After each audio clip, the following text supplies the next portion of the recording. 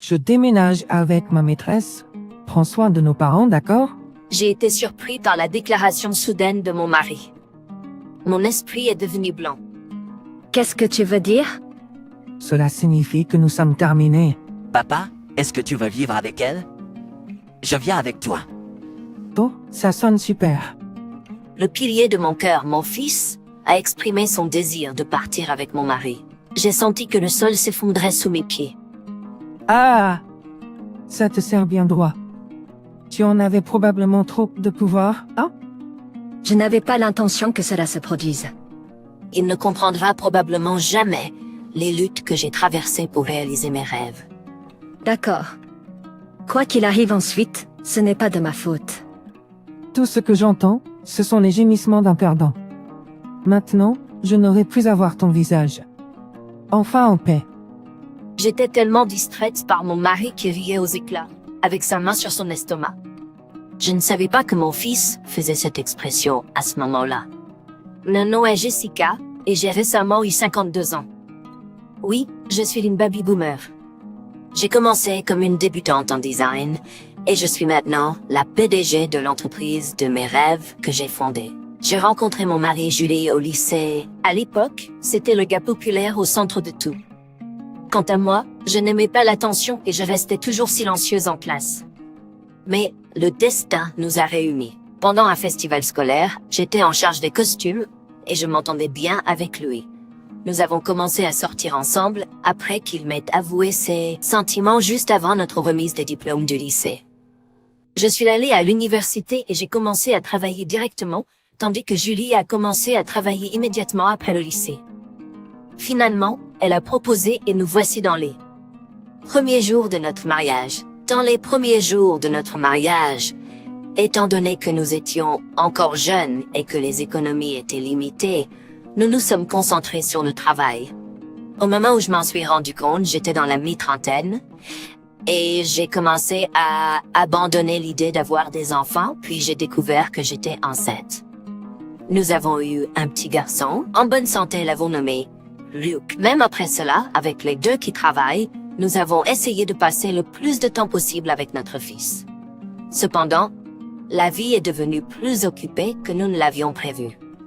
Malgré le jonglage entre la garde d'enfants, les tâches ménagères et le travail, j'ai réussi à établir l'entreprise dont j'avais rêvé depuis mes années d'étudiant. Heureusement, notre boutique en ligne a décollé et les affaires vont bien. Depuis que mon mari n'a jamais aidé aux tâches ménagères, ma belle-mère a été d'un grand secours. Cependant, elle avait ses cordes attachées, demandant souvent que je lui envoie plus d'argent. Surtout, depuis d'être impliquée dans l'éducation de Luc. La famille de Julie n'était pas prospère, et ils ont confié leur lutte financière à plusieurs reprises avant la naissance de Luc. J'ai même été personnellement sollicitée par ma belle-mère, sans que Julie le sache, pour les aider financièrement. Compte tenu des circonstances, j'ai commencé à leur envoyer de l'argent. Mensuellement. Au début, ma belle-mère était stable, mais avec l'augmentation de la garde de Luc, son attitude a changé. Maintenant, elle appelle souvent pour exiger de l'argent. Même si Luc ne visite pas ses grands-parents aussi souvent qu'avant, je transfère toujours une somme importante sur le compte de ma belle-mère. Elle dit toujours qu'elle n'a tout simplement pas assez pour joindre les deux bouts. J'ai proposé une fois que nous vivions tous ensemble, mais elle a catégoriquement refusé. Avant que je ne m'en rende compte, j'avais envoyé de l'argent pendant près de 20 ans. Pourtant, comme nous étions confortables financièrement, nous avons laissé faire. Marc et moi avons des amis communs du lycée et nous aident, et nous sortions et musions ensemble. Mais c'était avant que je ne commence mon entreprise. Mon mari s'en va maintenant de la maison pendant des jours à la fois et nos conversations se sont considérablement réduites. J'ai demandé à plusieurs reprises des explications, mais tout ce qu'il dit, c'est pas ton same. Et maman, tu avais l'air vraiment fatiguée aujourd'hui après le travail. Je t'ai préparé un dîner rapide. Je suis vraiment désolée de toujours te mettre dans cette situation. Merci Pierre, tu es un sauveur. Je suis vraiment désolée de toujours te mettre dans cette situation. Ne t'en fais pas. Est-ce que je peux étudier à tes côtés pendant que tu manges? Bien sûr, mon chéri. Je veux passer le plus de temps possible avec toi. Et si on allait dîner ensemble demain? Je finirai tôt au travail. Vraiment? Où devrions-nous aller? J'ai envie de manger des sushis, ça fait longtemps. Ça a l'air bien. Allons dans un beau restaurant de sushi, alors? Je demanderai même à ton père. Ne t'inquiète pas pour papa. Il n'aime pas trop sortir manger en famille de toute façon. Je suis heureux avec juste toi et moi. Hihi, d'accord, faisons-en donc une sortie juste entre nous deux, alors. Génial.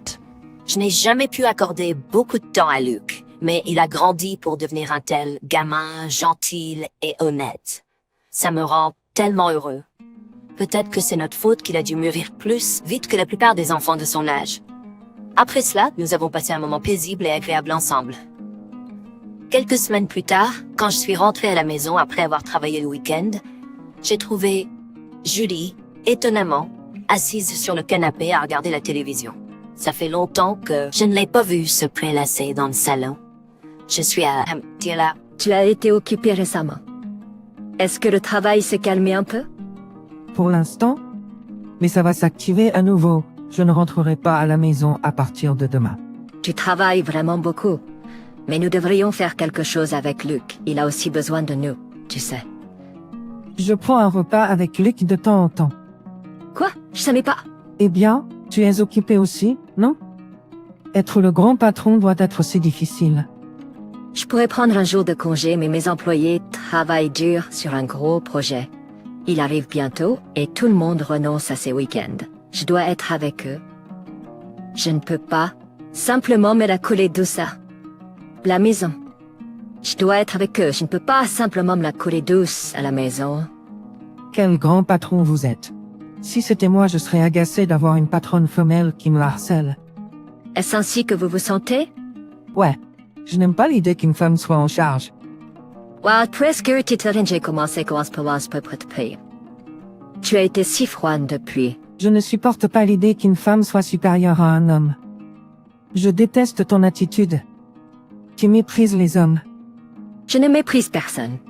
Mon lieu de travail est neutre en matière de genre, et tout le monde peut s'adresser librement à ses supérieurs.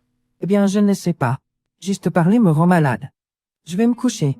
Marc, attends. S'il te plaît.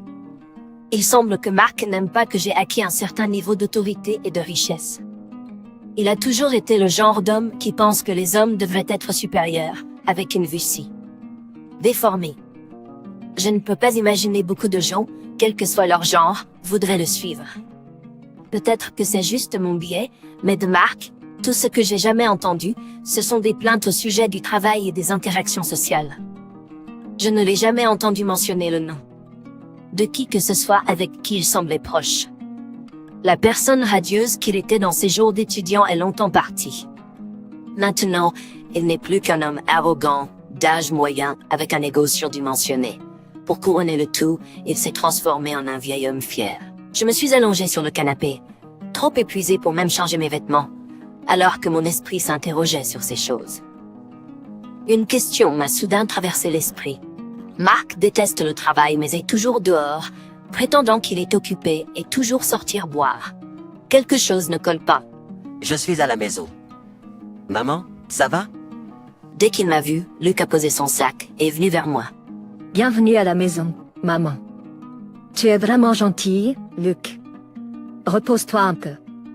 Tu dois être fatigué de tes activités extrascolaires, toi aussi. Merci, maman. Assure-toi de bien te reposer et ne pas en faire trop. D'ailleurs, papa est à la maison, hein? Oh, oui. Il a dit qu'il a enfin attrapé une pause, mais il sera occupé à nouveau et ne pourra pas rentrer à la maison à partir de demain. En vérité, a-t-il vraiment dit autre chose? Non, pas vraiment. Blit? Pour la première fois, j'ai vu une expression sérieuse et adulte sur le visage de mon fils, et cela m'a un peu troublé. Mais cela n'a duré qu'un instant. Il est revenu à son expression habituelle et est allé dans sa chambre pour ranger son sac. Ce soir-là, nous avons dîné en famille pour la première fois depuis longtemps. Pour une raison quelconque, l'atmosphère était tendue, ce qui rendait le moment inconfortable. J'ai été au restaurant. Attendez une minute, êtes-vous sérieux? Je suis sérieuse, je suis revenue aujourd'hui juste pour te le dire. Je vais quitter la maison, mais je te confie mes parents. Tu plaisantes. Qu'est-ce que c'est tout d'un coup? Trop pratique, non? Je savais qu'il y avait quelque chose qui clochait. Tu ne rentres même pas souvent à la maison, même si c'est ta maison aussi, et tu sors toujours boire avec des amis avec qui tu n'as même pas d'affinité. Et maintenant tu veux vivre avec ta maîtresse? Ne me prends pas pour un idiot. Si c'est le cas, au moins, obtiens un divorce avant de partir. Je ne vais pas divorcer. Qu'est-ce que tu veux dire? Cela signifie que notre relation de couple est terminée. Mais, comme je l'ai dit, je te confie mes parents. Hachem, je ne comprends pas. J'ai été abasourdi par la déclaration incompréhensible de Mark et j'ai laissé échapper un rire sec. Inconsciemment, Luke allait ajouter de l'huile sur le feu. Wow. Alors tu emménages vraiment avec elle. Je t'accompagne. Super, super. Elle t'aimait vraiment, Luc. Pierre, qu'est-ce que tu me dis là? Reste ici avec moi. J'ai désespérément essayé de retenir mon fils, mais Luke a continué, le regardant d'un air désolé. Désolé, maman. En fait, j'ai rencontré la maîtresse de ton mari à quelques reprises, et c'est une bonne personne.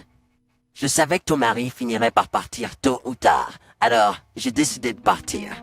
Avec lui quand le moment serait venu. Tu ne peux pas être sérieux.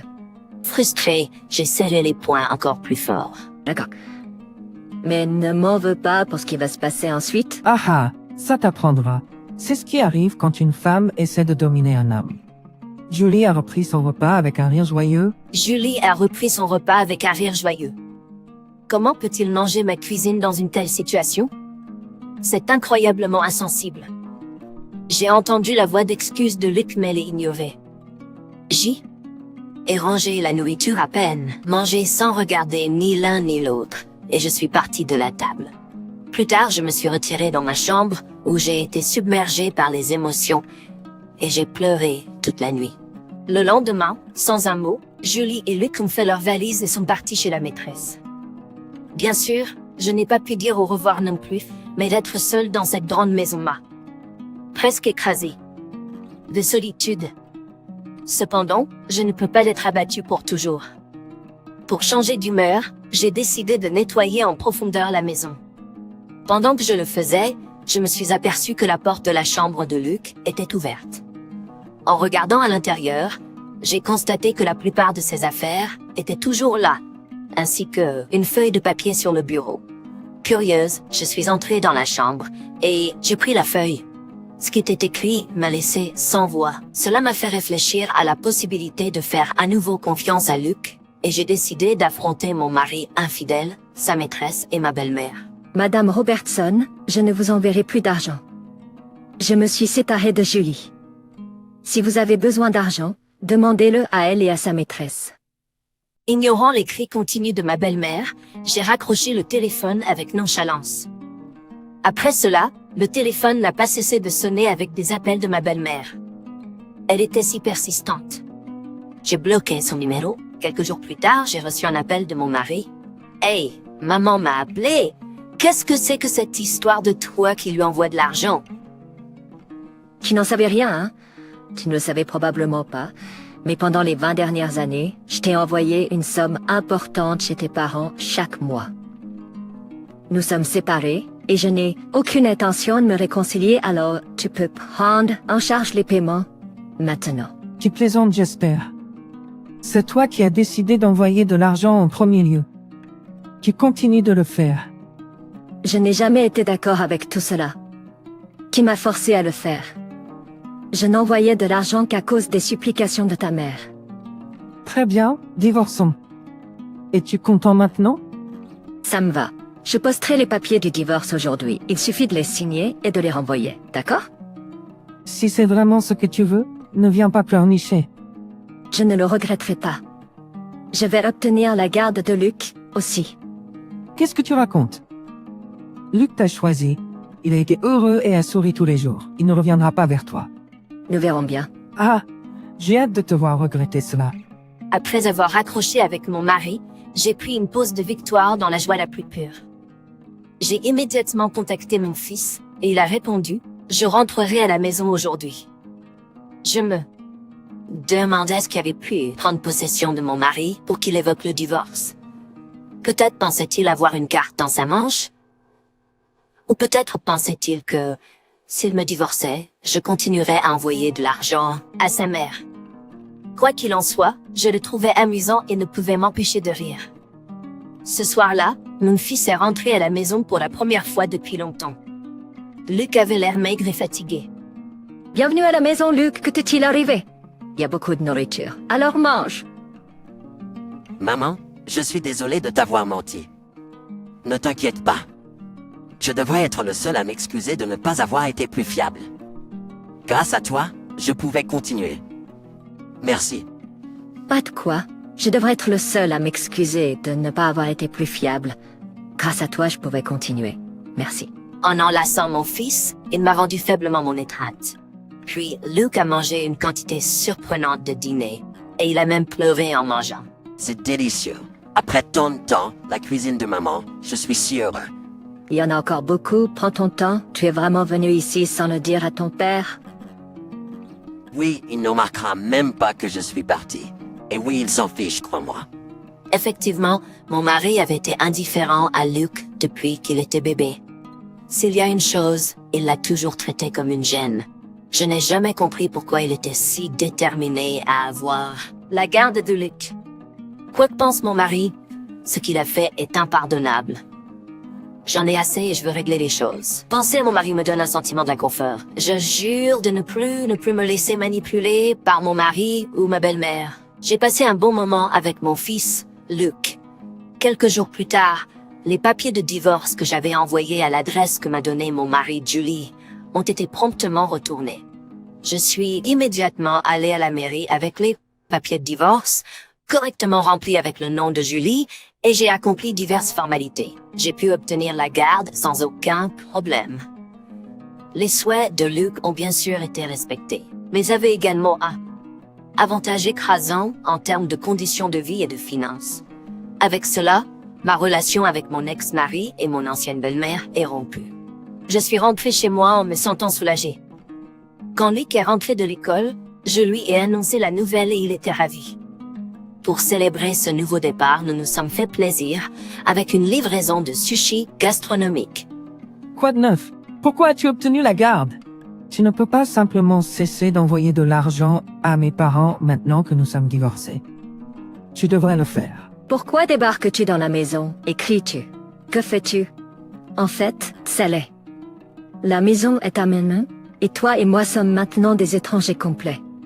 Je ne suis pas obligée d'envoyer de l'argent à tes parents parce que nous sommes divorcés, et la garde a été accordée en fonction des souhaits de Luc. Ce n'est pas pertinent en ce moment. Quoi? Cette maison m'appartient. Et Luc est parti vivre avec moi au début. La maison a été construite sous mon nom dès le début. Tu n'as rien dépensé pour cette maison ou les dépenses de vie depuis que j'ai commencé mon entreprise. Pourquoi ne pas parler à Luc si tu n'es pas convaincu qu'il a choisi de vivre avec moi? À mon signal, Luc est entré dans le salon. Luc, pourquoi as-tu choisi ta mère? As-tu été menacé? Arrête de dire n'importe quoi. Allons à la maison, Yo. Non, je suis venu avec toi initialement pour que je puisse vivre avec ma mère. T'as cherché quand je suis parti? Bien sûr, j'étais très inquiète. J'ai même pensé à parler à la police. T'inquiétais-tu de moi quand je suis parti? As-tu cherché? Mais tu ne l'as pas fait, parce que, pour toi et tes gens, je ne suis qu'une vache à lait. Non? Qu'est-ce que tu racontes? Allons-y. Tiens, c'est mon journal. Il détaille même les conversations que tu as eues avec ton partenaire d'affaires. Et alors? Il le mentionne explicitement que tu m'as pris pour les avantages gouvernementaux que tu recevrais. Tu n'as pas besoin de moi après que je sois diplômé du collège. C'est n'importe quoi. Julie a commencé à transpirer nerveusement. Ce n'est pas du n'importe quoi. J'ai écrit les détails, y compris comment j'étais traité quotidiennement. Arrête de manquer de respect à tes parents. Julie s'est précipitée sur Luc, visant un coup de poing au visage. Luc a été projeté dans un mur à partir de l'impact. Me sentant en danger de la part de mon ex-mari, qui semblait prêt à infliger davantage de dégâts à notre fils immobilisé, j'ai immédiatement appelé la police. Puis, mon ex-mari s'est tourné vers moi, essayant de m'arracher le téléphone des mains. Je n'ai pu donner aux policiers que notre adresse et nos noms avant qu'il ne devienne évident que l'un criait et que l'autre résistait. Visiblement conscient de l'urgence, les officiers sont arrivés rapidement et mon ex a été emmené au poste de police. Après cela, mon fils et moi avons expliqué la situation à l'officier restant. Lorsqu'il a regardé le journal quotidien que mon fils tenait, il nous a adressé des paroles réconfortantes. Mon ex-mari, Julie, a été temporairement libérée après avoir passé une nuit en prison. Cependant, lorsque ma belle-mère l'a appris, elle a commencé à me harceler, s'associant à Julie pour vandaliser ma propriété. À ce stade, je ne puis fermer les yeux. J'ai donc consulté un avocat. Nous avons décidé de poursuivre Julie, ma belle-mère et son amante pour dommages émotionnels, mais l'affaire a finalement été portée devant les tribunaux. Nous avons brillamment gagné l'affaire car nous disposions de nombreuses preuves. On dit que Julie et son amante se sont séparés depuis. L'amante a payé les dommages émotionnels en un seul versement et a ensuite disparu. Julie, ayant tout perdu, a cherché mon aide et est même apparue à ma maison à quelques reprises. Chaque fois qu'il a fait une scène, les voisins ont appelé la police. Non, les emblèmes Candre et a cessé de venir. Ma belle-mère a complètement ignoré l'ordre de payer des dommages. Après consultation supplémentaire avec mon avocat, nous avons fait saisir ses biens par la force. Il s'avère qu'elle avait un stock de sacs, vêtements de marque et bijoux coûteux. Nous avons saisi tout cela et avons pu collecter intégralement ces dommages émotionnels auprès d'elle. Il s'avère que mon ex-beau-père n'était même pas au courant du soutien financier.